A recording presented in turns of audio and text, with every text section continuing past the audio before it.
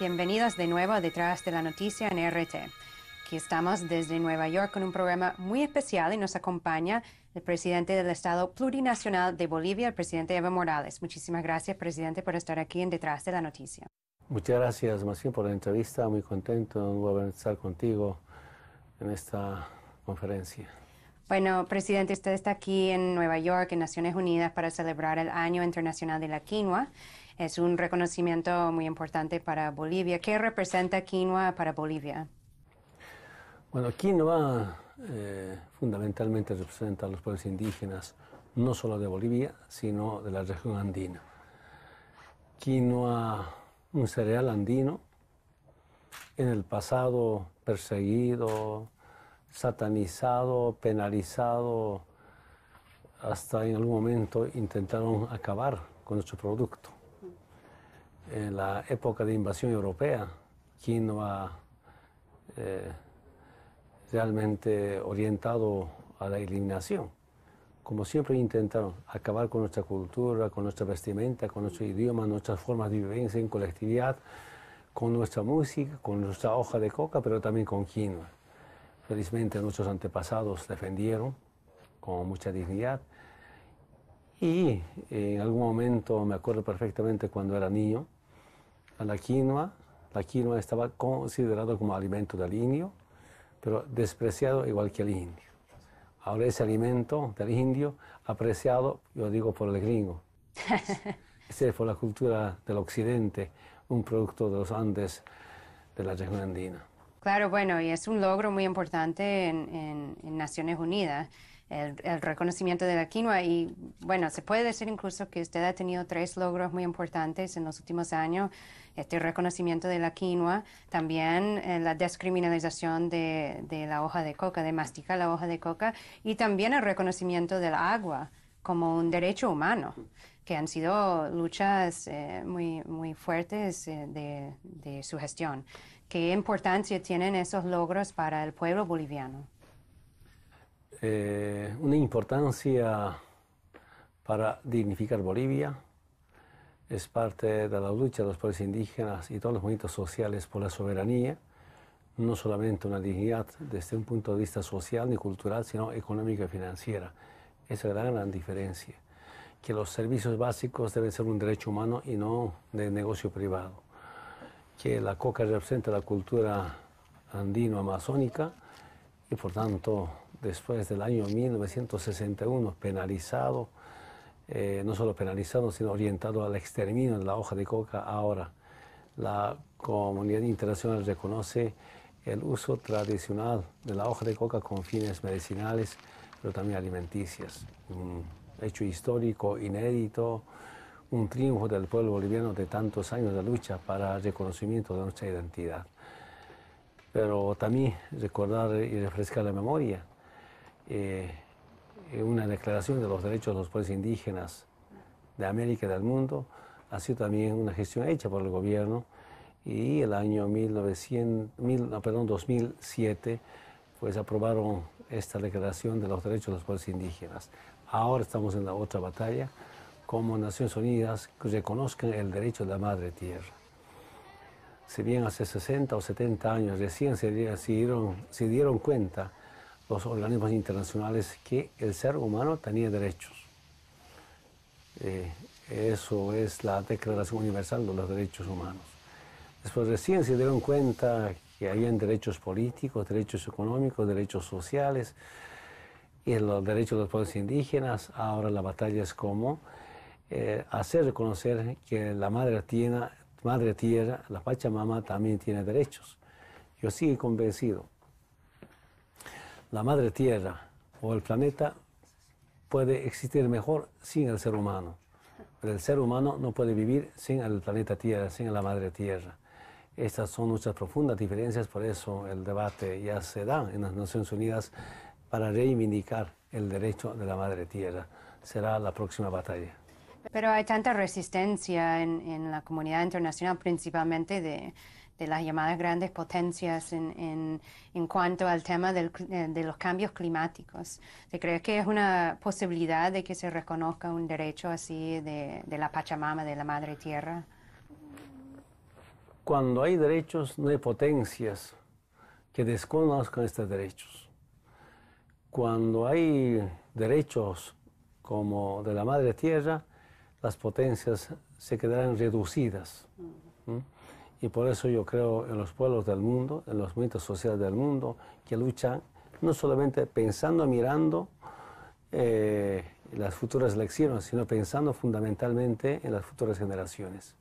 Ahora, presidente, usted ha hablado muchas veces aquí en las Naciones Unidas sobre la necesidad de reformar la institución. Sé que actualmente es una comunidad internacional de desiguales, o sea, en donde algunos países, por ejemplo, como Estados Unidos, no respetan el derecho internacional y los derechos de los otros pueblos. Aún eso sigue siendo una gran necesidad, pero ¿cómo visualizas una reforma en las Naciones Unidas? Una dura lucha al interior de las Naciones Unidas, pero siento que hemos dado pasos importantes. En la última reunión ordinaria de las Naciones Unidas he escuchado voces importantes, no solo de Latinoamérica, sino también de los países de África.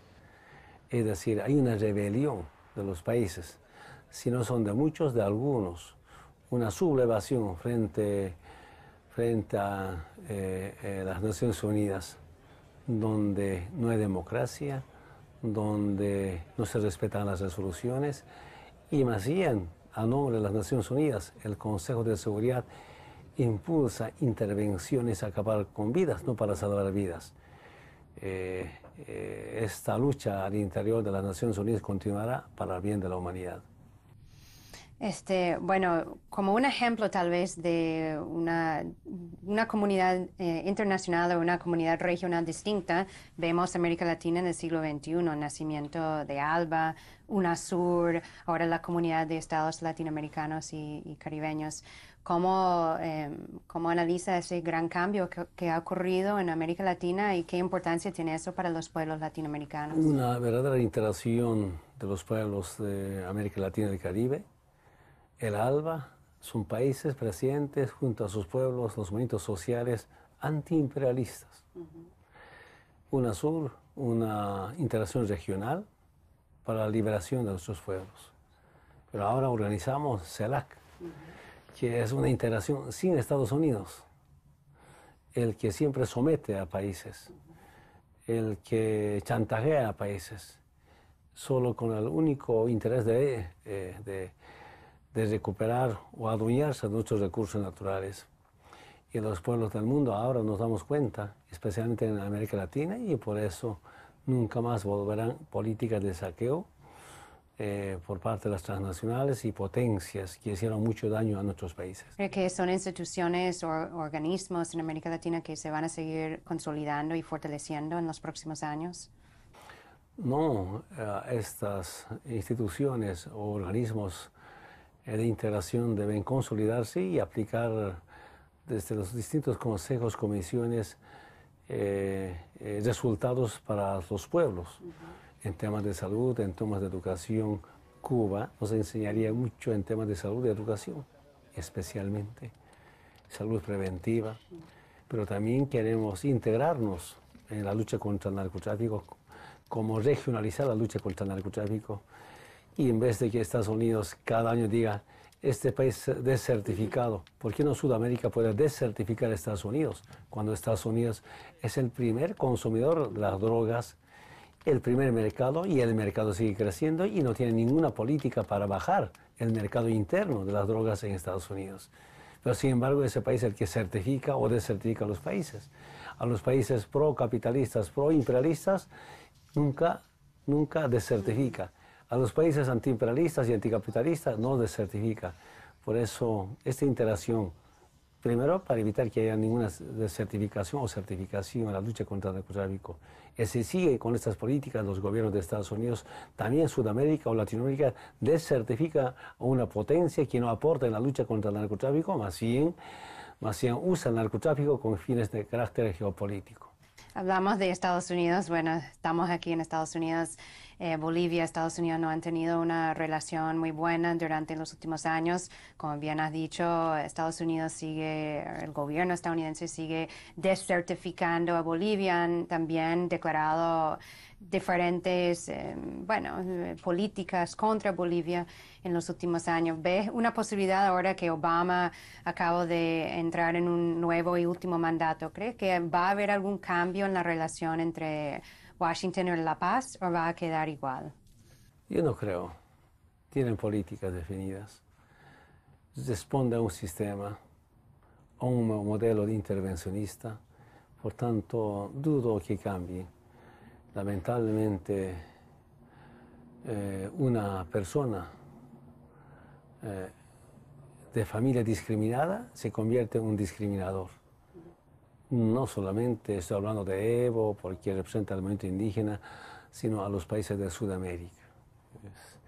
Y cuando hay gobiernos que responden a un sistema al sistema capitalista que nunca resuelve los problemas de pobreza y de injusticia, a ellos, pues, a esos países que responden al capitalismo, más bien respalden. Entonces, difícilmente podemos creer que va a haber cambios cuando responden a élites, a cúpulas, a transnacionales que concentran el capital en pocas manos y dejan mucha pobreza en todo el planeta. ¿Hay conversaciones de alto nivel entre el gobierno estadounidense y el gobierno boliviano? No. Las relaciones... ¿Un regreso de embajadores a los dos países? No nos interesa, no nos ayuda en nada el retorno de embajador de Estados Unidos a Bolivia. Como siempre, los embajadores de Estados Unidos solo planifican cómo acabar con gobiernos antiimperialistas, hasta con golpes de Estado. Y cooperación con la DEA, porque por ejemplo en Venezuela desde el 2005 se suspendió la cooperación con la DEA. Se había descubierto sabotaje, desestabilización, espionaje por parte de la DEA. ¿La DEA sigue cooperando en Bolivia? Primero expulsamos al embajador, segundo la DEA. No hay DEA en Bolivia y sin DEA estamos mejor en la lucha contra el narcotráfico. Ahora hablamos de otra agencia de Estados Unidos que ha tenido un papel muy injerencista en los últimos años, que es la USAID, la Agencia Internacional de Desarrollo de Estados Unidos, brazo financiero del Departamento de Estado en Rusia.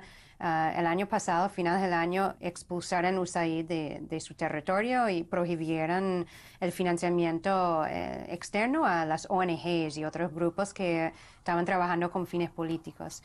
¿Piensan algo parecido en Bolivia? Yo sé que han hablado del tema antes de la expulsión de la USAID. Este año en el presupuesto del Departamento de Estado hay más de $22 millones ya designados para Bolivia, para esos esfuerzos que ellos llaman de promover la democracia. ¿Cuáles son las acciones que pueden tomar? Todavía no hay una decisión, pero si fuera necesario y si la USAID está conspirando, no me temblaría la mano para expulsarlo, porque no necesitamos intromisión, pero también chantajea. Lamentablemente esas instituciones, supuestas instituciones de cooperación, por lo menos de todo el financiamiento, un 60-70% se van a gastos administrativos, un 20 o 30% a temas de inversión, que no es ninguna solución. Pero donde llega con sus recursos chantajean a las comunidades para enfrentarnos con las comunidades. Conozco cómo manejan algunas organizaciones no gubernamentales, las fundaciones, al servicio del imperio, que están al servicio de los pueblos de América Latina. Bueno, presidente, antes de llegar aquí a Nueva York, pasó por Caracas, Venezuela, se visitó a la familia del presidente Chávez, también usted estuvo reunido con el vicepresidente Nicolás Maduro. ¿Qué importancia tiene el presidente Hugo Chávez para el pueblo latinoamericano? Y si tienes algunas informaciones, si usted lo pudo ver o conversar con él en esa visita. Fidel Castro junto a Raúl, como también Hugo Chávez, para mí sigue siendo grandes libertadores de América Latina. Antes era uno solo, Fidel, después Hugo, pero nos sumamos otros presidentes en esta dura lucha contra la injusticia implementada por el capitalismo y por el imperialismo. Por tanto, siento y sentimos un gran vacío. la salud había sido salud. Yo no creía tanto que una enfermedad nos afectaría como lo hace con Hugo Chávez. Su situación preocupante, me duele mucho, sin embargo, que las oraciones de las distintas iglesias evangélicas, católicas, metodistas, los ritos de los pueblos indígenas, espero que no sean en vano. Hay un profundo sentimiento de nuestro comandante y presidente Chávez para que pueda librar esta batalla. Él batalló por su patria, por la revolución, y ahora batalla por su vida.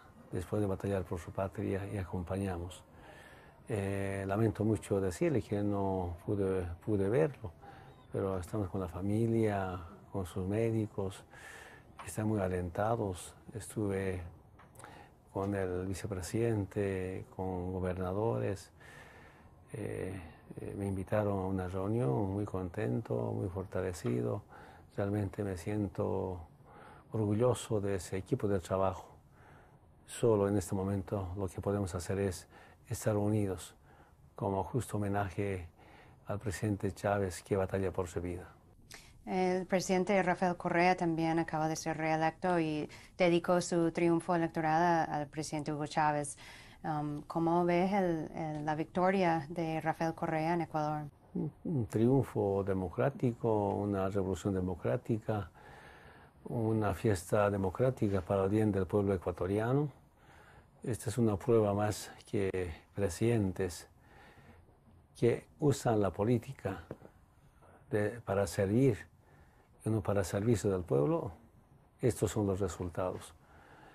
Presidentes que convertimos a la política no en beneficio ni en negocio, pues nos va bien. Ahora la política es servicio, esfuerzo y más compromiso con los pueblos, con nuestros pueblos. Ahora una última pregunta. Este parece ser el último año, por lo menos, de este mandato de usted frente al gobierno boliviano. ¿Cuáles son los planes? ¿Piensa ir a la reelección? ¿Y qué falta por hacer en este último año? Bueno, siempre nuevas demandas, nuevas necesidades, atender las distintas demandas que tiene, pero por encima de demandas de sectores o regiones es importante cuidar la economía nacional, cuidar la imagen del pueblo boliviano desde un punto de vista social, cultural, pero también económico. Sorprendido por las distintas manifestaciones de sectores sociales por una ratificación. Por supuesto, ¿quién no desearía nuevamente estar junto al pueblo boliviano? Pero eso dirán oportunamente los movimientos sociales de carácter institucional. Constitucionalmente estamos habilitados para ir a la reelección, pero orgánicamente todavía no hemos decidido si vamos o no a la reelección, aunque hay distintas manifestaciones para que Evo y Álvaro puedan ser ratificados. Bueno, ha sido muy grato este tiempo con usted y agradezco muchísimo la entrevista, presidente. Muchas gracias. Que no sea la última vez. Bueno, claro que no. Siempre está bienvenido aquí en Detrás de la Noticia en el canal de RT. Y así agradecemos muchísimo la presencia del presidente Evo Morales por estar aquí con nosotros hoy en el programa. Y como siempre, ustedes me pueden seguir vía Twitter, @EvaGollinger, y a través de mi blog en actualidad.rt.com. Muchísimas gracias por estar con nosotros y hasta la próxima.